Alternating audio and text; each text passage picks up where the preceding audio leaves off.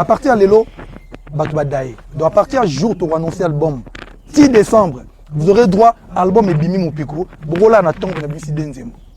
Héritier Watanabe. Héritier Watanabe, grosse force à toi. Merci pour le soutien. You I got you. You're gonna come, you know what I'm saying? I got you, I got you. Yeah. Aujourd'hui, Formule 7, je vais vous annoncer, il nous reste peut-être 2500 albums pour que l'album soit certifié en France, disque d'or. Arrêtez la musique. Arrêtez. Katazoba. Big up la famille Moté, bonjour, nous vous saluons au nom de Boalwood et Tangawisi TV et bienvenue sur Tangawisi TV. Nous sommes de retour sur cette chaîne et nous avons le grand plaisir de vous retrouver ici au grand complet. Merci d'être là pour nous. Nous sommes très heureux de vous avoir pour auditeur, pour abonné. Nouveau numéro, Katazoba toujours avec la même Eagle Woman, la gourou du temple, mère des aiglons, la boalisation. On est de retour, on est tous, j'espère que nous sommes tous là et c'est la Bissouna Bino qui te connaît l'engi. Même esprit, même état d'esprit, même idéologie, même émission, même Makambu, chaîne Kakande et changer. En tout cas, tout le plaisir est pour nous. Nous espérons que ce plaisir est partagé. Dans ce cas, restons ensemble. Il n'y aura pas de souci.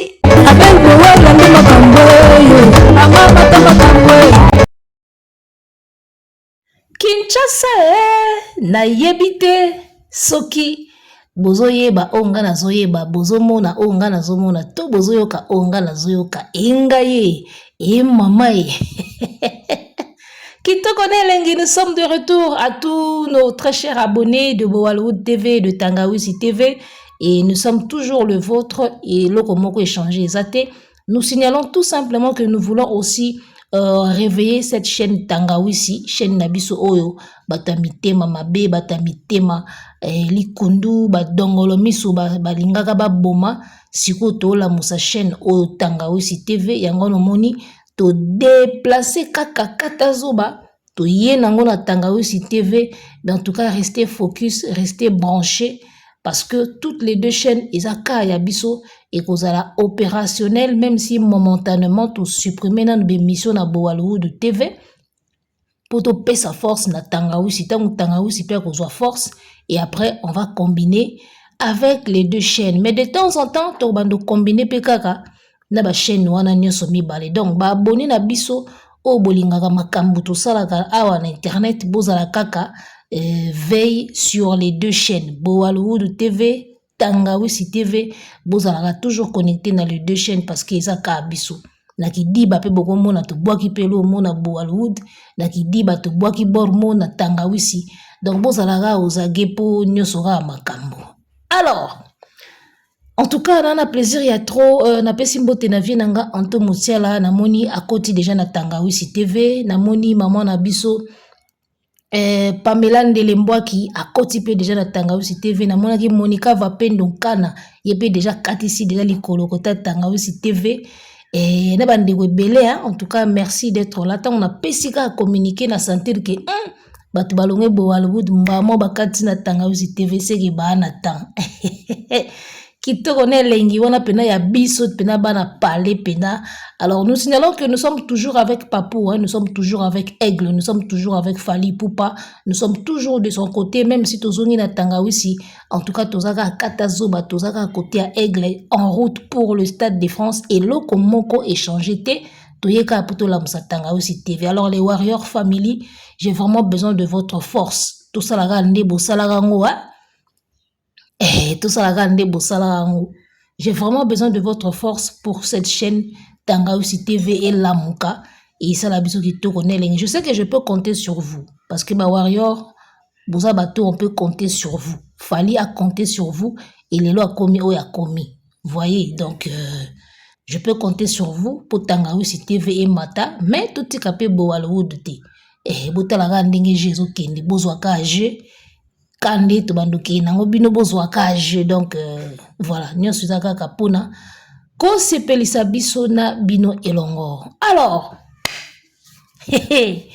Rentrons maintenant dans le vif du sujet. Engaye Tikana Seka. Tala. Monica Vapendo, est-ce que mon aki live ya lobby nebi ko monaki Pamela Ndelembwaki, est-ce que botala ki live ya lobby ya papu? Viens nganto mutiala, est-ce que botala ki live ya lobby ya papu? Veut est-ce que monaki makambo ngana monaki? Boyoka ki o ngana yokaki. Eh? Ah la la la la la la naim sayo. Tala, Fali reste le meilleur. Yaba Kosote Fali Ipupa reste le meilleur. Ya! Na moni live à lobby. Eh? Non, Batika. Alors, on va commencer par une petite analyse générale. Il y a live à lobby Nengelekaki et après Tokokota Siko Naba point. Il y a Nenge Moko Aigle à faire déguster Kibiso sauce Oyazolambe la biso na kati ya XX Delirium. Les gars. Naib Sayo. J'avais fait une émission avant, na Boalwood TV. J'avais fait une émission dans lobby et album XX Likama et Zoya. Mais je me suis rendu compte hier que quand je disais Likama, quand je parlais de Likama là, moi-même là, je n'avais même pas conscience de Likama dont je parlais. Les amis, je n'avais même pas conscience du Likama dont je parlais dans l'émission passée. Lobby sur na live à lobby Nathalie Papou, Nathalie Aigle, Nathalie Yaya. Eh? Na se rendre compte penake Likama izaya solo Likama. Yaya. Tala album nde Zoya te. Album nde Ezoya. Vous comprenez? Oyebi koyeba musala isala gelengi moko boyevi kodra loba. So yebi musala na yo, so yebi eloko salaka. Okobanda ko tatonete. Ozanga pe ndenge ya osalela te. Quand Fali fait ces choses, tu sens que ayebi musala na ye, ayebi nini ya salaka, ayebi place à outi, ayebi place à okende. Ça se voit, ça se sent. C'est pas du tâtonnement qui nasa ndeni ni kotoyo. Soko koto toke na ndeni nyo. Tout ça soko ndeni te. Moi mbalo soko sa makamne ozo sentir que azo sala makamna e ayebi ndinga okenango. Alors, sans plus tarder pour ne pas dire s'attarder sur les blabla, tokotaka mbala moko.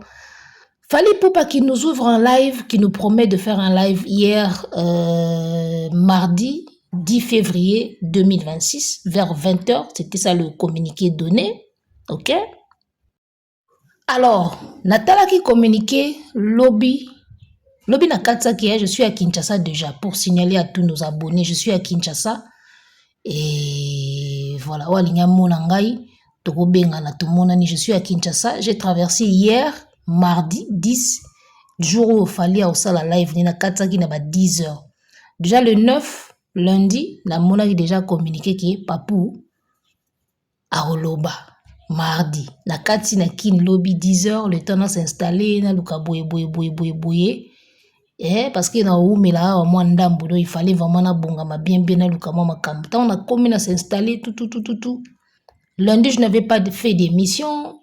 Quand je suis arrivé non plus hier, là qui vraiment cassé. Il fallait se reposer. Il y a ma tête qui faisait mal et tout. Il fallait vraiment temps se reposer. Na pourquoi suko na Monica we Papou abandi live. Na kota ki on na retard. Tant na koti na kotika côté bazolo bela autotune. Tant ba poser mundele wana ba question pas Ika de Young et Ika de Young na pesi ba mbote belé. Nene wa iba Ika de Young voix. Bozon c'est la Ika de Young voix na eko. Ika de Young en tout cas chapeau pour l'émission, pour le live. Alors, na banda ki ontango mundele wana ba ikazo posé ba mundele wana ba question, tu as travaillé avec Fali, comment tu trouves Boye? Ils ont parlé d'autotune, c'est là que moi j'ai commencé le live. Nalandi, mais waouh!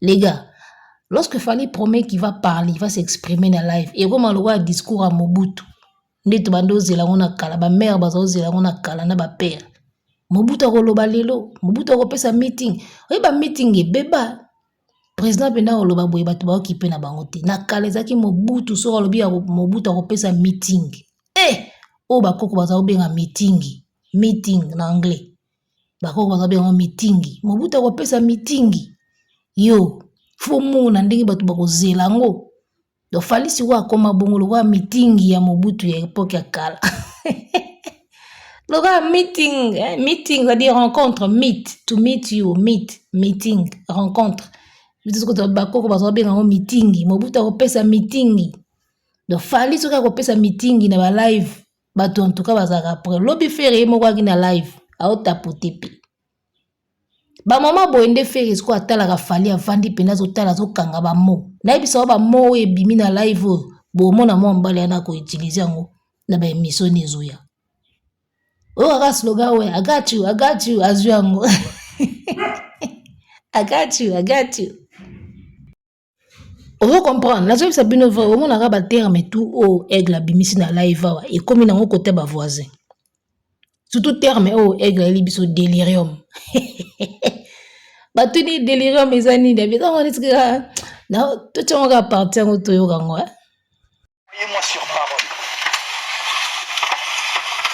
20, comme on dit, XX comme vous dites, et ça va s'appeler délirium. XX délirium. Je commence à dire. Délirium, ça veut dire délirer, quoi. Ça dit, délirium, donc, délirium. Voilà, moi yango wana papa elibiso XX délirium. Batuni l'accent nini pour français ala gambilinga. Alobi l'accent tinazo tala. Dali saoso o kamanga tola mki boy délirium et loba mikuna côté ya bata code 16 o album rosa code 16 délirium. Tu risques de voir le mot yandengwana. Mais bon, voilà. Parlons maintenant des choses sérieuses. Alors, Fally Ipupa, à partir de son live d'hier, il nous a tellement pompé d'informations. Il nous a tellement rempli de matière, matière dans le réseau d'Internet, dans le langage Internet, que je ne sais même pas par où commencer. Live, on a 4 émissions différentes. 4 différentes émissions qu'à partir de live, on a Fally. Sincèrement, il a mis Fally. Je peux dire qu'il a mis un beau désordre dans ma tête.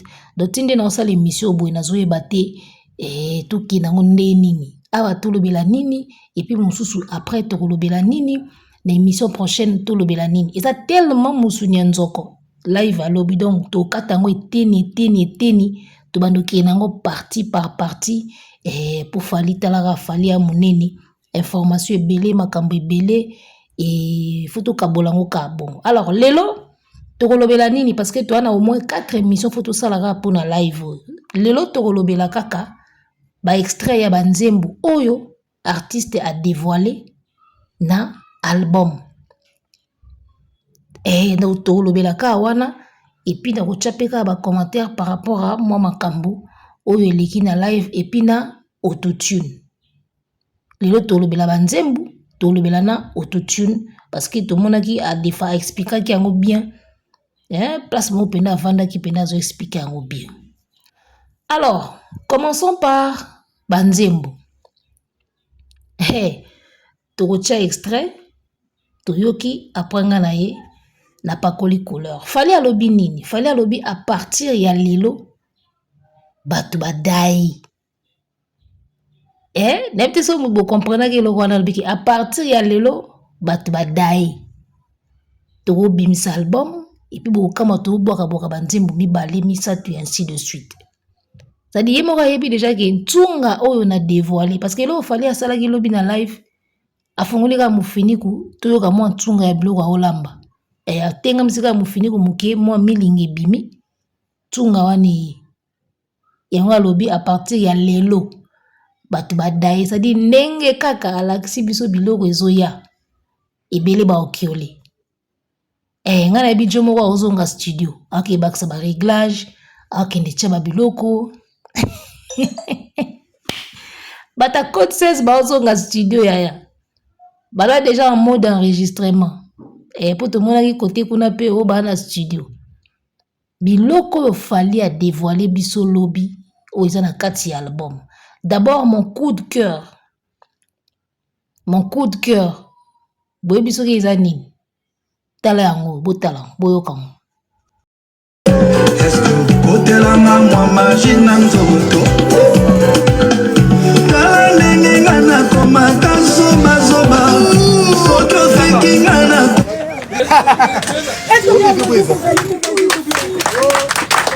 Donc là les gars, est-ce que Boyogi Makambo ngana yoki Fali Ipupa qui va nous faire une petite reprise de la chanson de Joski Kiambukuta. Hein? L'album Serré Babi, je pense bien. Nzembo yone bisayo. Tanga na yoki extrait na studio nabi. Fali a boule. Fali a outi musika. Fali a boule.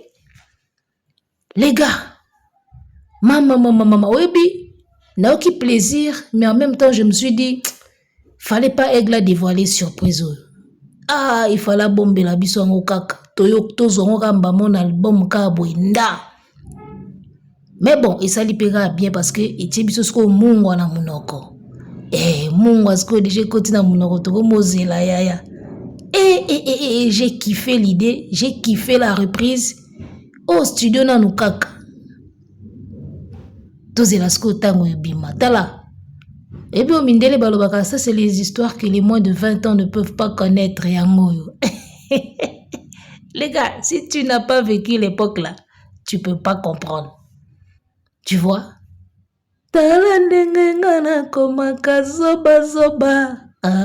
Mama, kosala kanga boete, nzemba Joski. Pasi ya bolingo. Il va bon,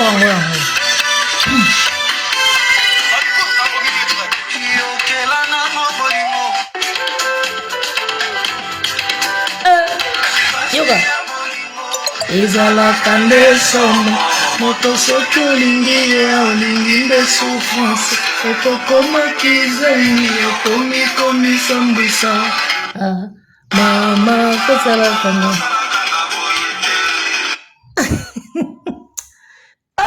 Chéri pesanga bolingo esika nalingaka ene wananga nakomaka kotitila tindika zendela. Les gars, tala makambo zali bata code 16. Borozonga studio après séance ya live ya Fali na Sabino. Tala blague te borozonga studio. Boko bandela studio ya ba code na bino na bo salawan. Après ce que Fali vient de nous dévoiler là. Après oyo coup de cœur nanga oyo avant to kota na mambo autotune to savourer na banzemu parce que ngana ngamna amoureuse ya musique na biso surtout banzembo kala so nando yembelo banzembo kala awa okamol ba meyo botamaka na époque nini ozomona donc ba remix oyo ya biloko ezo sala biso plaisir biso ba oto yebi mo époque ya banzembo ozomona ba époque ya banzembo na bisayo. En tout cas, il y aura des très bonnes choses. Alors, tant on a moni extrait où il y a Joski remixé par Fali Ipupa. Ça m'a directement, j'ai rapidement fait le lien avec la fameuse Yuyu qui venait de circuler sur TikTok. J'espère que Boyebi, Yuyu nazangi maloba, Yuyu nazangi maloba nzambe, chéri nangana. Tant on a vu que Joski nabi, Fali asali biso jeo yo Fali asali biso jeo yo, ozongi sila biso biloko akala. Est-ce que vous comprenez ça? Est-ce que vous comprenez ça? Naibsayo makamboiza. Donc, à partir de Nzemba Joski Oyo, naiko se rappeler na Yuyu, et puis, ezongi sunga suwapi. Ezongi singa na, période de banda ko répéter na showbiz. Période de la banda ko répéter na showbiz, hein? Période où fallait se répéter na showbiz. Aembaka nzembo moko boye bakataka ngo pe kaka etambolaka na ba TikTok nzembo moko ezalaka esili na inote nano nalembi te esili naino te nete so bozo rappeler na extrait wana nzambe omoni mondo oyo analyse ya musique fuza na litoi ebele bazo analyse ya musique na loenge fuza na litoi donc tango naoki remix ya Joski nazongi na yuyu nazangi maloba nazongi na esili naino te donc là je conclus maintenant que bon d'ailleurs lui-même il a dit hein, hier na live na ye nakomi mbala moko na bike fali azongisa biso biloko kala parce que jour na yo kaka nzembo wana ya esili naino te nano nalembi te na bi oh nzembo fali azoyemba eloko banzembo bapera kala boy nalobaka bongo me na tiaka na okati après toyemona yuyu nazangi maloba jo amema biso wa pisko lelo ntango abimiseli biso pasi ya bolingo ezalaka nde nakomi na bia jo ya ozongisela biso rétro atieli biso rétroviseur ya fali mna atieli biso mama na rétroviseur na XL totala bina nsima ocomprendre me na ndengaki lelo sikoyo yaya omoni banzembo ze ebele na nzembo moko abetaki wana naokaki yango neti banzembo akofi ya kala boye ya mpe kitoko ye moko alobi na album oyo aza kodedikase baartiste tout oyo asepela na bango na Congo abiso koza te awa seke yo na ye seke yo na ye ezimbaka te mpo baartiste tout ya Congo oyo alinga ozo comprendre donc tokozwa baextrait ya banzembo ya baartiste oyo fali asepela na bango na musique congolaise tokozwa yango na XX donc soko miyoki na kati te timba ozomona aza koimmortaliser bavie wana une question aussi de les honorer une question aussi de promouvoir bamorceau ya banzembo na biso oyo ebetaka kala eyebanaka te à l'échelle internationale lelo baoyeba yango parce que nzembo lokola oyo ya Joski soki ebimi un français akotuna fali d'où vient cet extrait oh cet extrait vient nanga moko boye Joski kiambukuta na tout puissant oke jazz à l'époque mbala moko ekolamusa biloko ya kala ekolamusa tala na biso fali ya mystique kaninga lamuseli biso frère Soki awa yuyu nazangi maloba répétition ka ya pamba frère Soki alamuki siko album ebima tala bakufi bakosekwa na album oyo yaya baweyi bakosekwa na album oyo fali azosekwisa baweyi onga meilleure voix onga meilleur chanteur nga mutu na immortalisaka bavie bien XX azosekwisa baweyi ya osakana te et puis azorekomisa bango baicône à travers cet album là vous imaginez nde mombali oyo akendaka na makambo na ye bomona nde garçon akendaka na makambo ne vraiment o soirée lipanda nakoyemba bavie nyonso yaya XX tolamusa baweyi bavie tu badaya baolamuka nasi ovie madilu mpe aza po fali na madilu toyebi comprendre nga sikoyo naolobake nasepeli te ndenge aigle a dévoilé nzembo ave Joski il fallait vraiment atikela biso yango ezwa biso mpena surprise nelongi mais na comprendre une chose quand Fally nous décide de nous dévoiler ça c'est qu'il y a meilleur que ça encore Timba yaya lorsqu'il décide de nous dévoiler vie Joski c'est que madilu moko boye ya grave eza engaye album oyo prévente fona somba prévente basala ndeni ne basa nalingandi kozelo kwa vente puna baya makambu noki so la XX avant na obaye noki on alingana zo makambu moi retard puna na consommer ngo pe moi temps moko boye ça bien Fally bakufi bakosekwa na albumo ti nazo sala émission nazo lobake XX eza likama ezoya na seranda ina compte te la monisko likama lobi aya biloko eza na kati donc tokozwa pona nga Fally popa lobi abibo fona pesa bango tout ce que l'homme congolais l'homme ya grand H humain il faut appeler sa population tout ce que l'homme congolais aime dans la musique. Donc, à Sabino, tout ce que vous aimez dans la musique. Au moins morceau ba via kala, au rumba moko ya boye, au moins word moko à la Fally, au moins word nzambe nanga. Donc Fally s'est décidé de donner à l'homme congolais amoureux de la musique, tout ce qu'il désire ou ce qu'il aime la musique Nabiso. Fallait se décider à Pesabiso en un seul album. Talaka a Bible a 3 albums Nambala Moko. Donc toza rumba, toza ba R&B, toza ba bastokos musique, toza nyoso na kati wana. Et le bina oye moko to bimsa album boy. Bo se rendre compte comment bimsa suba nzemu mibale. Siko tuna ngai album a boy za na marché. Yo boaki bikala kasana yo. Bo banga te. Il y a la partie moko fallait alobaki abi 2026 c'est pas bon.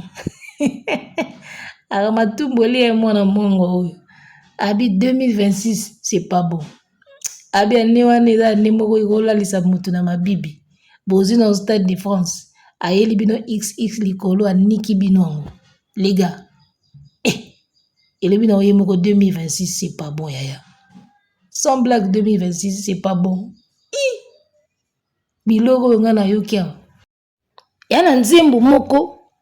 Yoka nzembo ya. Le sorcier blanc, fais-nous goûter un peu de Amène-moi. Amène-moi. Yoke logo.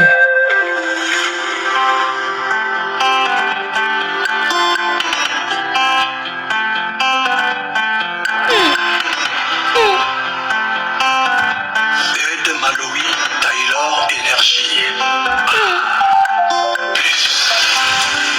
Emmène-moi, Ed Maloui. Bogi boro. Et rappelez le moi Kofi Akala. Din. On dirait mon amour yokanga, tabufatu yokanga. Aux obligés à comprendre nga, ponga iwa yo sans toi. Aux obligés nanana, pona nanana. Nazamoto sans horizon, bateau ivre naviguant dans les eaux troubles. Bateau ivre naviguant dans les eaux troubles. Donc, eza bilengi ba vangu ya XX na ebisio album oyo si tu n'as pas de couilles yaya komiko bimselo on a 2026 te aye moka lobi déjà c'est pas bon.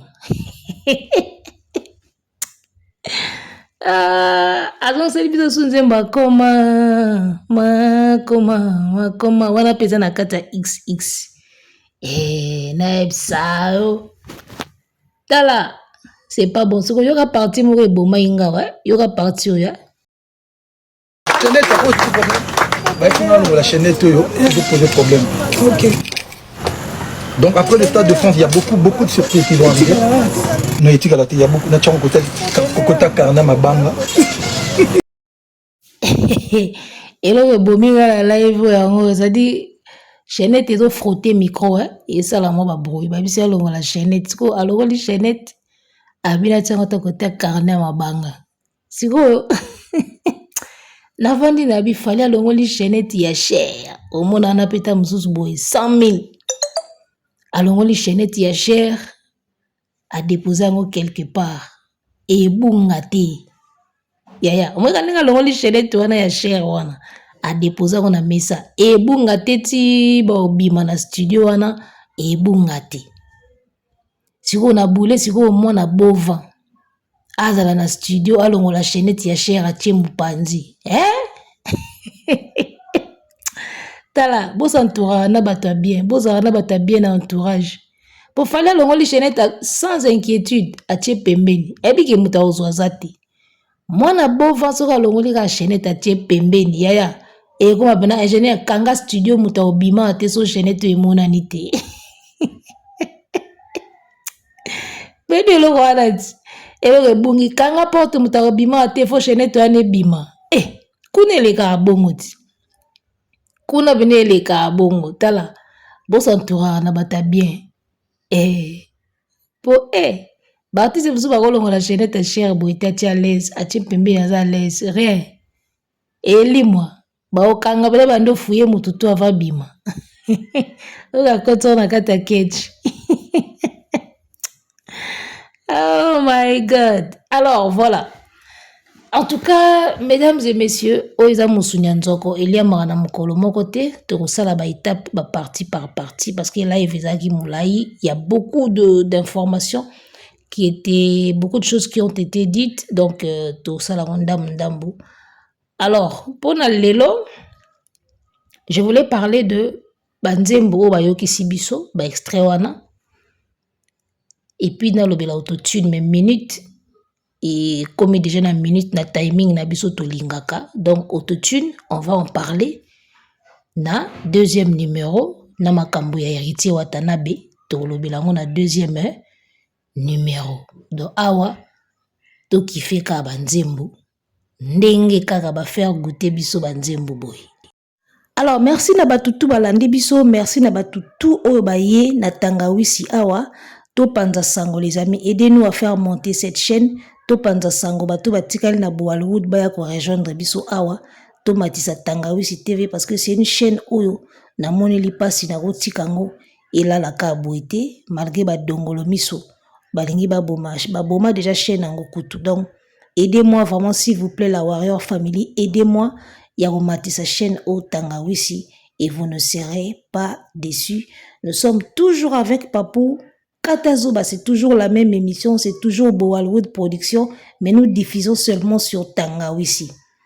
Et j'aimerais que vraiment tout comprendre dans mon dingue. Donc d'ici là, portez-vous bien, je vous reviens. Arrêtez la musique! Arrêtez quoi?